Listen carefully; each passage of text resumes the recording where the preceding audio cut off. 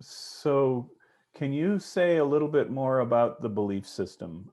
Because we talked a little bit about how it may be impacted by the mainstream sects and so forth, Hindu sects, but what fundamentally, how might you define their spiritual traditions, religious beliefs, whatever you want to call them? These vary from one tribal community to another. There may be certain similarities, but one cannot define their belief system. I think one has to understand their different belief systems, which may be related to their rituals, their way of life, their cultural practices, their social practices, the institutions they have. For example, their own customary laws, or marriage as an institution, or family as an institution.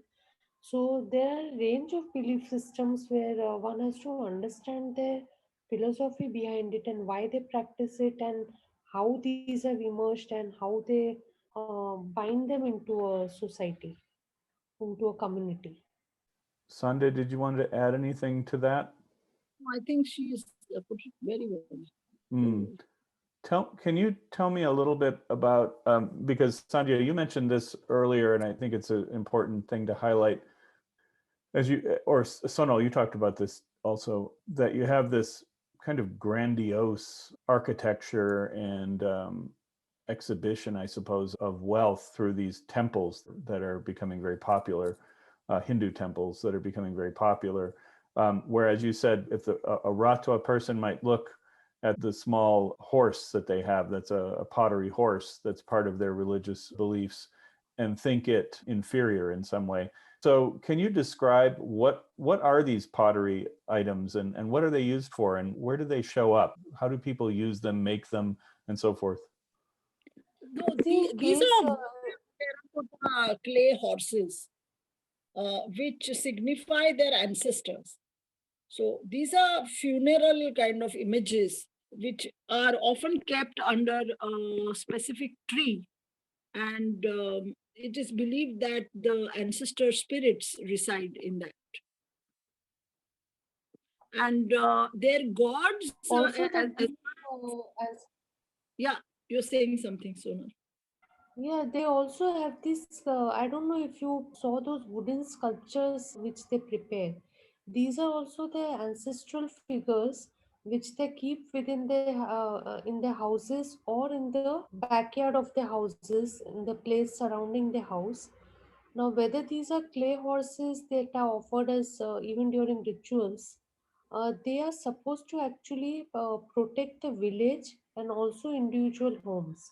Like they have this ritual on a certain time in a year when they keep these clay horses on the boundary of a village, and there is a ritual worship that is offered. At times, there is also an animal sacrifice that take place, which continues among the Rathwa community even now. So these kind of rituals are like paying their tribute or their prayers to the ancestors, and it is believed that it is a kind of these spirits protect them. And so these rituals, are they seasonal rituals, or are they happening at certain events in a person's life, or when do those happen? What's their schedule, if there is one? No, it is a seasonal ritual. Yeah, like you have you celebrate. I mean, the Mexicans celebrate All Mm-hmm. Souls Day, for instance, or in the US you celebrate Halloween in a Mm-hmm. different way. Correct.